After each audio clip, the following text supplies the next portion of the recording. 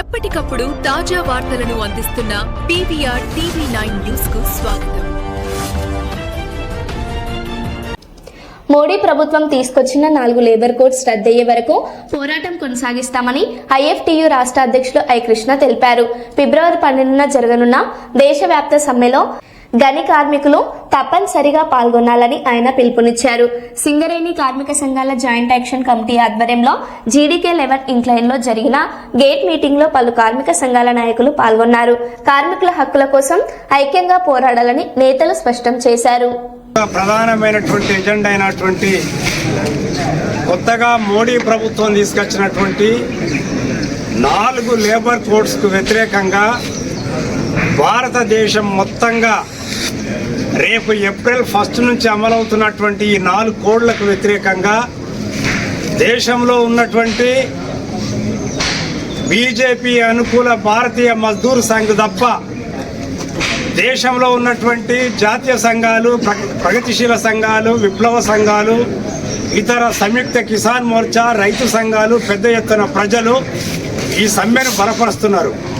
ఈ సమ్మె న్యాయమైనటువంటిది. ఈ సమ్మె భవిష్యత్ తరాలకు ఉపయోగపడేటువంటిది. కారణం ఏంటంటే ఇవాళ దేశం మొత్తం భారతీయ జనతా పార్టీ 2014లో అధికారంలోకి వచ్చినప్పటి నుండి ఇప్పటి వరకు కూడా తాను అమలు చేస్తున్నటువంటి విధానాల ఫలితంగా ఇవాళ దేశం మొత్తం ఊపిరాడనటువంటి ఒక పరిస్థితులలో ఇవాళ దేశం ఉంది. కానీ మోడీ ప్రభుత్వాన్ని కీర్తిస్తూ మోడీ ప్రభుత్వం అనుసరిస్తున్నటువంటి హిందూ ఫాసిస్టు, బ్రాహ్మణీయ ఫాసిస్టు విధానాల్ని రక్షించడానికి మనం ఇవాళ వినేటువంటి, చదివేటువంటి మొత్తం మీడియా అంతా కూడా ఇవాళ కేంద్రం చేతుల్లో, బీజేపీ చేతుల్లో ఉంది. వాస్తవాలు మనం చూడలేకపోతున్నాం. వాస్తవాలు మనకు తెలివై మనకున్నది ఒకే ఒకటి సోషల్ మీడియా. ఈ సోషల్ మీడియాను కూడా కబ్జా చేసింది కేంద్ర ప్రభుత్వం. కనుక ఇవాళ దేశ ప్రజలకు వాస్తవాలు తెలుస్తలేవు. ఇవాళ 4 లేబర్ కోడ్స్ వల్ల చాలా లాభాలని చెప్తున్నారు, దీనివల్ల నష్టాలని చెప్పి కార్మిక సంఘాలు చెప్తున్నాయి.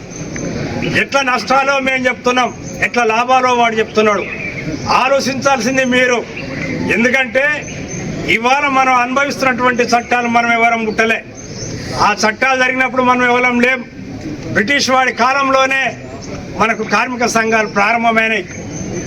జీతాల చట్టం, బోనస్ చట్టం, ట్రేడ్ యూనియన్ చట్టం, పెన్షన్ చట్టం, మహిళా చట్టం, ESI చట్టం, ఈ చట్టాలన్నీ ఎవడి ఈ బీజేపీ ఇంకో ప్రభుత్వమో ఇచ్చినాయి కావు. ఆనాటి నుంచి ఈనాటి వరకు ఉన్నటువంటి ఈ వ్యవస్థ మొత్తం కార్మిక వర్గం చేసిన పోరాటాల ఫలితంగా వచ్చినాయి. కానీ ఇవాళ మోడీ ప్రభుత్వం ఏకైక ఎజెండా కార్పొరేట్ శక్తులకు అనుకూలంగా వ్యవహరించడం వల్ల మాత్రమే ఈ చట్టాల మార్పు వచ్చింది. దేశంలో ఉన్నటువంటి కొద్ది మంది పెట్టుబడిదారులు, గుత్తా పెట్టుబడిదారులు, దేశాన్ని శాసిస్తున్నటువంటి వాళ్ళు, దేశ సంపదకు ఏదైతే పంది కొక్కుల్లా మేస్తున్నటువంటి ఆదాని, అంబానీ, జిందాల్, వేదాంత లాంటి వాళ్ళందరూ ఇవాళ పరిశ్రమల్ని ప్రైవేట్ చేయడమే కాదు, మీరు ఉన్నటువంటి చట్టాలను కూడా మార్చాలని చెప్పి కేంద్రం మీద ఒత్తిడి తెచ్చాడు. అందుకే ఇవాళ చట్టాల మార్పు, ఈ చట్టాల మార్పు రేపు ఏప్రిల్ 1 నుంచి అమల్లోకి వస్తుంది. 8 గంటల పనిదినం వీడెవడో ఇయ్యలే.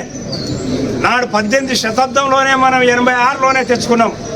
ఇవాళ అది 12 గంటలు కాబోతుంది.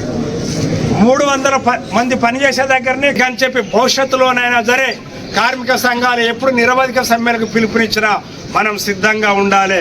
ఎందుకంటే రేపు సమ్మె హక్కు కూడా ఉండదు. సమ్మెకు పిలిపించినటువంటి సంఘం రేపు ఈ సమ్మె నిషేధం అంటే ఆ నాయకత్వం జైలుకు పోవాల్సిందే 6 నెలలు, లేదా ₹1,00,000 జరిమానా కట్టాల్సిందే. ఆ సమ్మెలో పాల్గొన్న వాళ్ళ మీద నల్ల చట్టాలు ప్రయోగించి జైల్లో నిర్బంధించడమే. అట్లా కార్మికుల యొక్క హక్కులన్నీ ఇక రానున్న కాలంలో మనం చూడము. అందుకని రేపు ఏప్రిల్ 1లో జరిగేటువంటి ఏదైతే నల్ల చట్టాలు రాబోతున్నాయో 4 లేబర్ కోడ్స్ను మనం ఖచ్చితంగా సింగరేణిలో మన వాయిస్ వినిపించాలి. కేంద్ర ప్రభుత్వానికి మన నిరసన గలాలు పోవాలి. ఇవాళ మేమందరం వివిధ సిద్ధాంతాలు, రాజకీయాలతో ఉన్నాం. ఎందుకు కలిసినాం మేము? ఇవాళ 4 లేబర్ కోడ్స్ దుర్మార్గమైనటువంటివి. ఇవి కార్మిక వర్గానికి, ప్రజలకు, కష్టజీవులకు వ్యతిరేకమైనటువంటివి, భవిష్యత్ తరాలకు వ్యతిరేకమైనటివి. కనుక మా అన్నీ పక్కన పడేసి ఫస్ట్ రద్దు చేయడం కోసం మేమందరం యూనిటీ అయినాం. ఖచ్చితంగా మేము ఎట్లా యూనిటీనేమో మీరు యూనిట్గా ఉండాల్సినటువంటి అవసరం ఉంది.